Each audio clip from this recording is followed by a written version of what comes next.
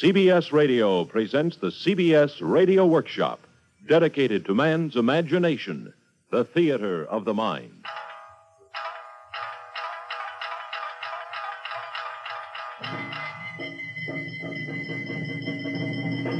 Today, the Workshop offers an unusual departure in radio drama, a free adaptation of 14th century Japanese theater based on Arthur Waley's translations of the classic No plays of Japan, adapted by Harvey Marlowe. Music composed and conducted by the noted Japanese composer Takushindo. There is a rock which stands at the gates of the shrine on the highest peak of Mount Katsuragi. On this rock is written, "Whosoever of all mortal men, whether he be king or slave, if he turn his heart to me, I will send a light to lead him and guide him on his way." I am Lord Hojo no Tokiori, ruler of all Japan. But today my heart is heavy.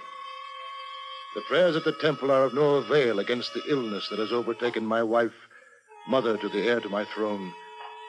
Perhaps a pilgrimage to Mount Katsuragi will serve her better than all these prayers here at the temple. So he arranged with the temple priests for a pilgrimage to begin on the morrow. Clad in the holy habit of the priests, with only his honored short sword strapped to his side, he went to take leave of his wife. I have come to say goodbye, for I am soon starting on a ritual mountain climbing. God be with you. I have heard that it is a dangerous ritual. Shall you take our son with you? It is not a journey that a young child could make.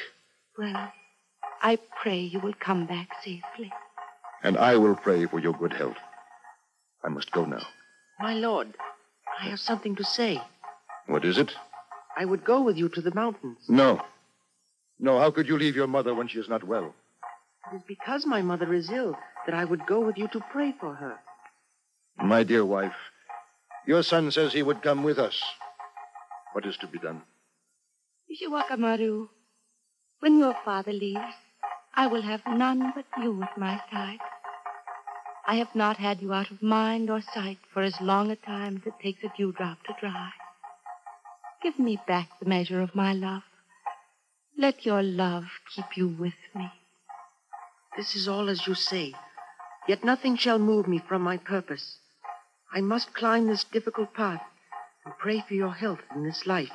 They saw no plea could move him, and so they set out. 80 or more, priests, pilgrims, the ruler of all Japan, and his son. The way was rough and tortuous, the elements showing no respect for the pilgrims, nor the ruler of all Japan. For the winds howled and the thunder rolled down from the mountains. The rain and the sleet wetted them so that they were all a shiver. And then the hail, the size of hen's eggs, smote them, and they all cowered in the shelter of the rocks. And Lord Hojo no Tokiori, noticing his son faltering more than the rest, ordered the pilgrims to halt and take shelter. We have climbed so fast, we are already near the summit. We will stay here and rest for a while. My lord, we gladly obey. Father, I have something to say. What is it, my son? I do not feel well. Quiet, my son. Let not the priests hear you talk so, lest the spirits of the mountain take offense at our coming.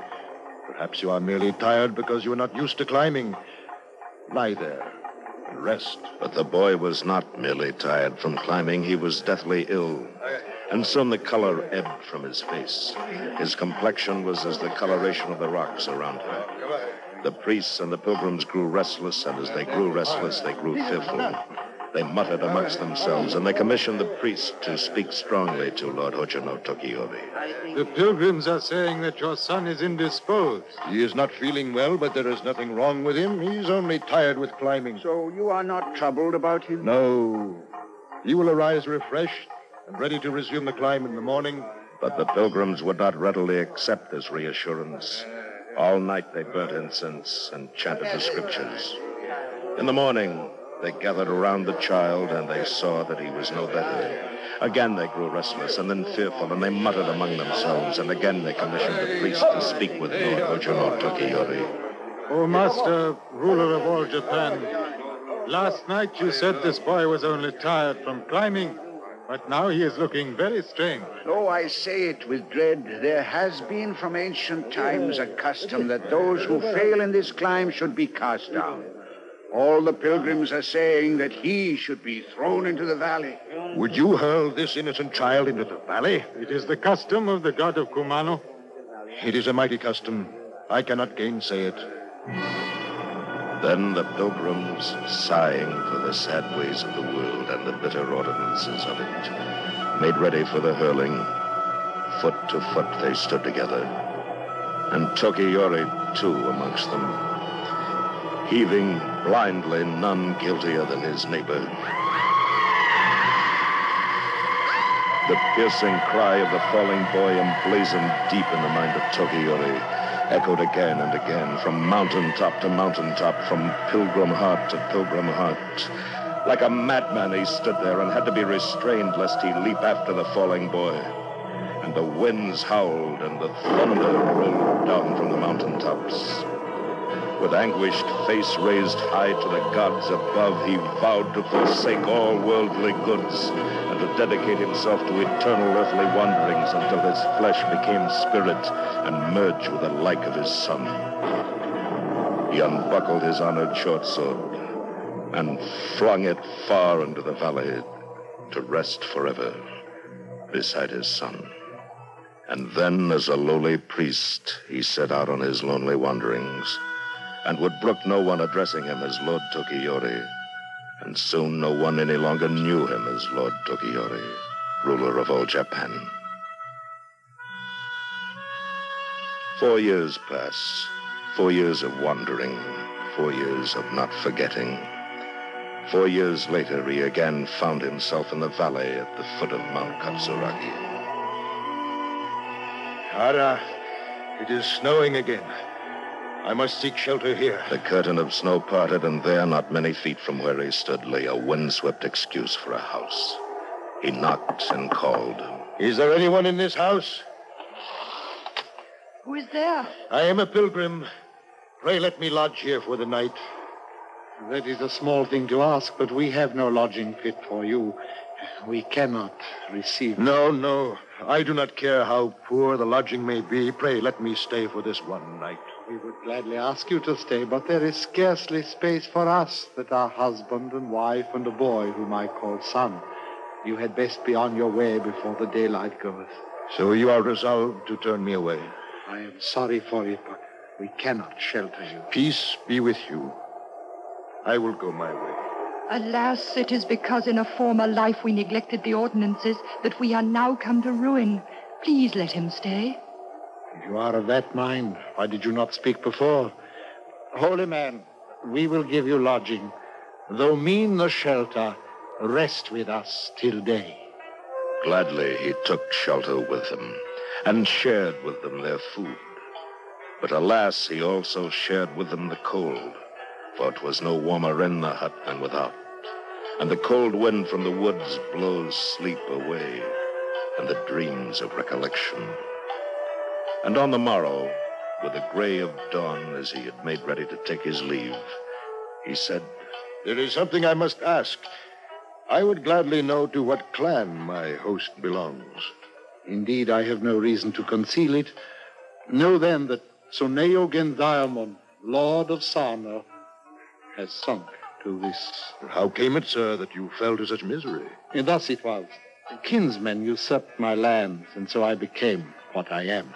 Why do you not go up to the capital and lay your case before the Shiken's court? By further mischance, it happens that Lord Hojo no Tokiyori himself is absent upon pilgrimage these past 4 years. And yet all is not lost.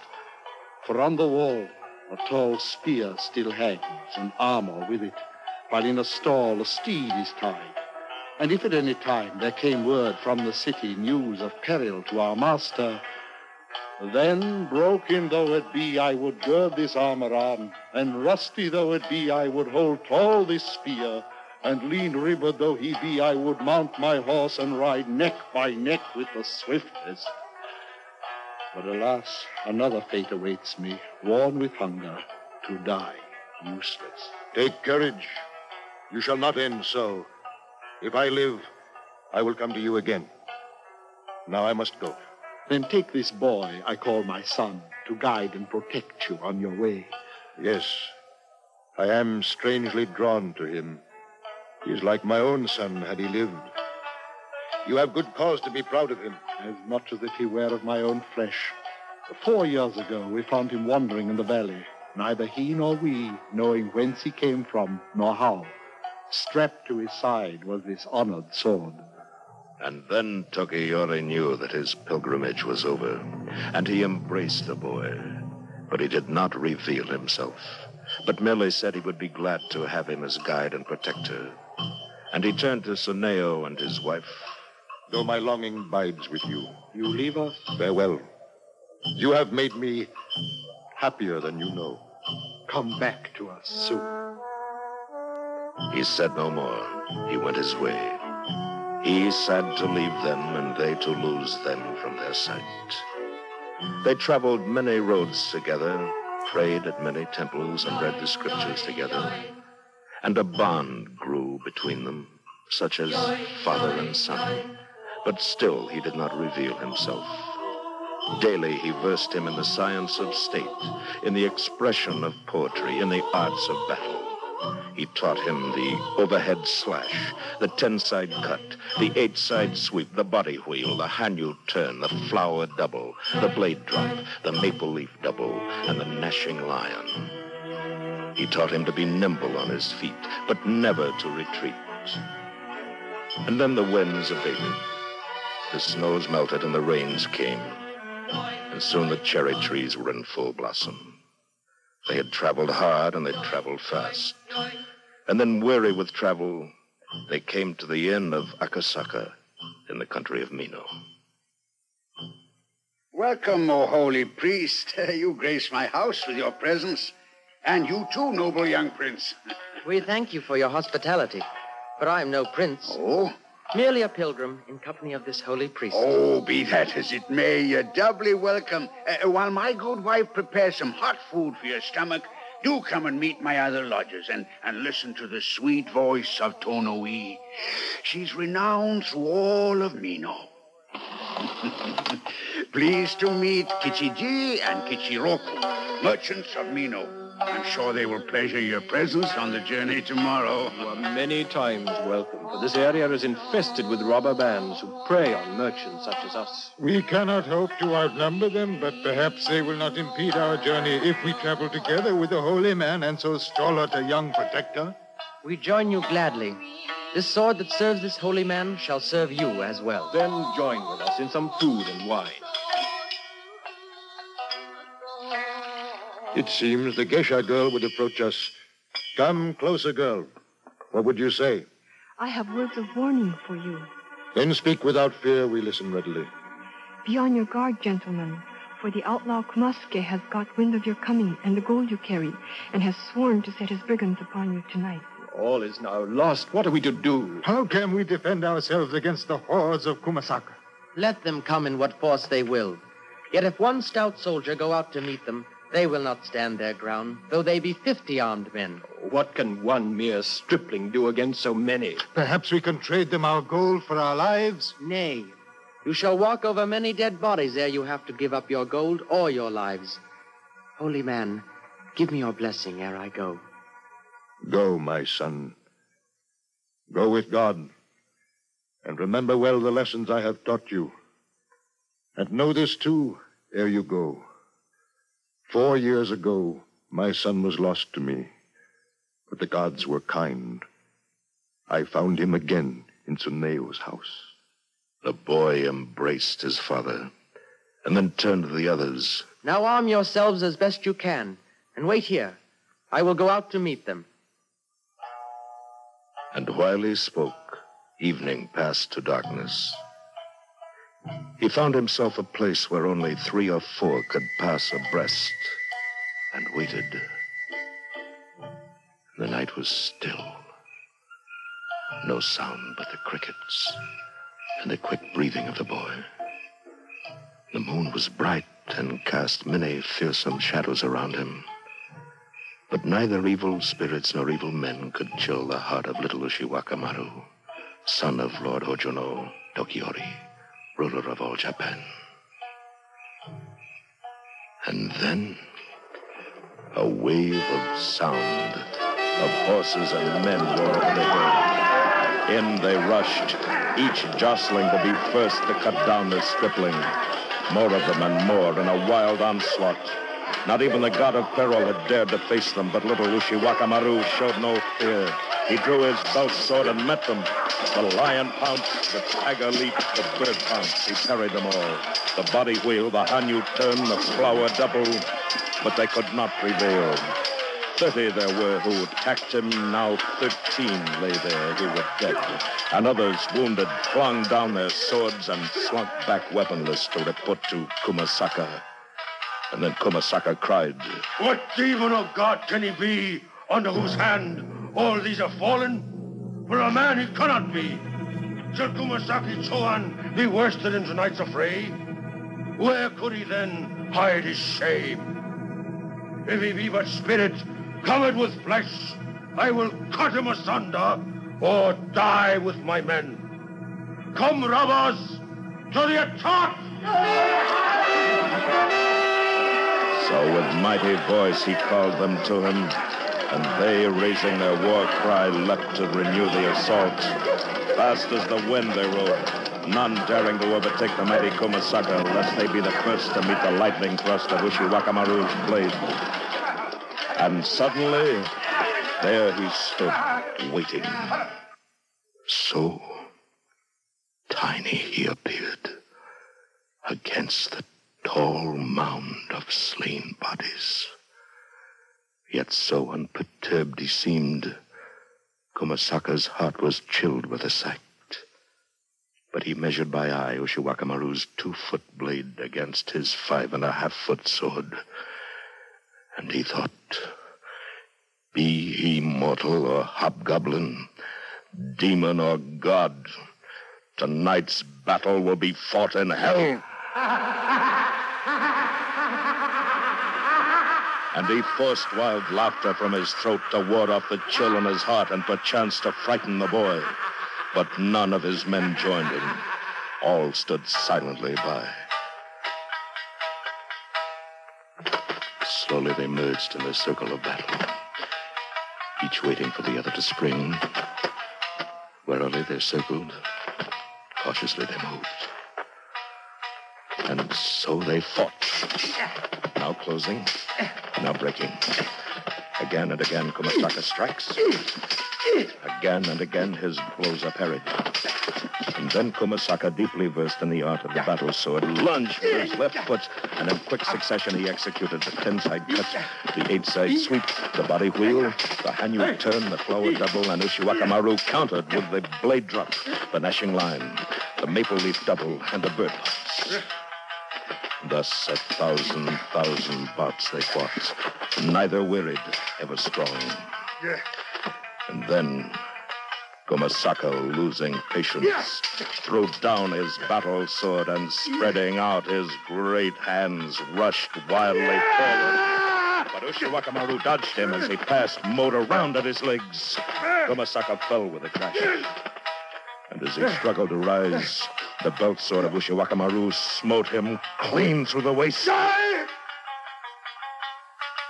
And Kumasaka, that had been one man, lay cloven in twain. Then Ushiwakamaru, mounting Kumasaka's steed, made his way back to the inn.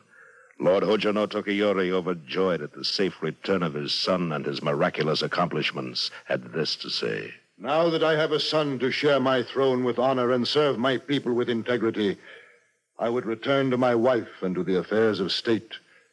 When the pale moon fades from this night sky, we will pursue our way toward the capital. That very morning they set out on their way and reached the capital without further mishap. And there was great celebrating and rejoicing awaiting them. There were fireworks and cannon, parades, entertainments, and pageantry, feasting, and much spilling of wine. The temple bells tolled for the safe return of the ruler and the young prince.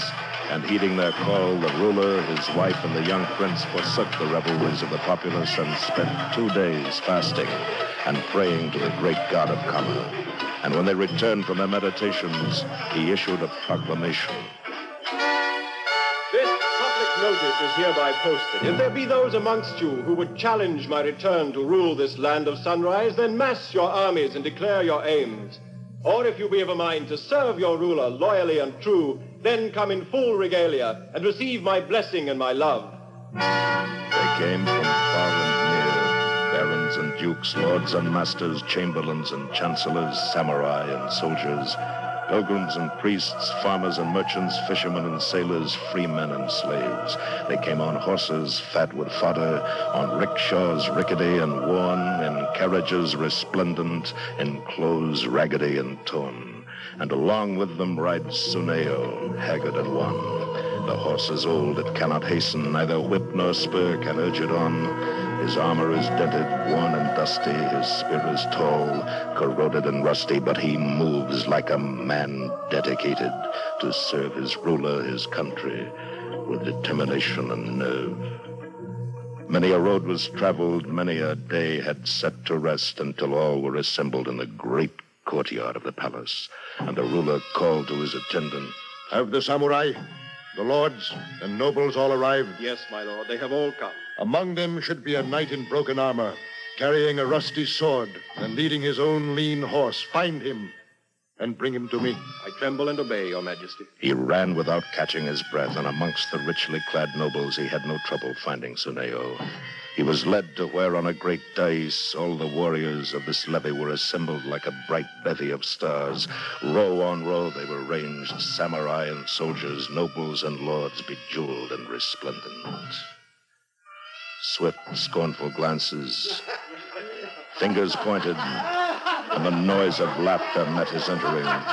His rusty sword sags and trails, yet undaunted he kneels at the foot of the throne where sits Tokiyori and the young prince. Silence! My lord, I have come. He has come indeed. Tsuneo, Lord of Sano, have you forgotten the priest whom once you sheltered from the snowstorm, and the boy you once called son?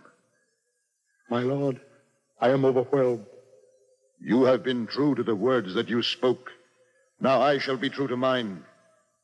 Now all ye hear this. In the case of Tsuneo, I return to him his land, his title, and his deeds, and add to this my eternal gratitude and devotion. Then Suneo took his, bowed low before the ruler of all Japan, embraced the young prince, the one he once called son, and then, broken though it was, he girded his armor on, and rusty though it was, he held straight his spear, and bony though it was, he mounted his steed, and went proudly his homeward way.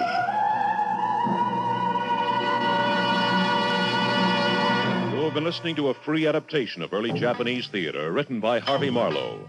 Featured in today's cast were William Conrad, John Daner, Hans Conried, Virginia Gregg, Mary Flynn, Ben Wright, Joe DeSantis, Torrin Thatcher, Henry Blair, David Frankham, and Yoshiko Niya. Authentic court music by the Tenrikyo Kyokai musicians.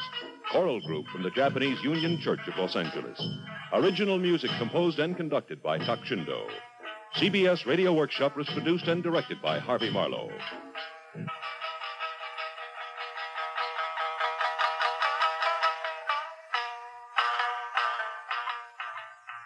This is the CBS Radio Network.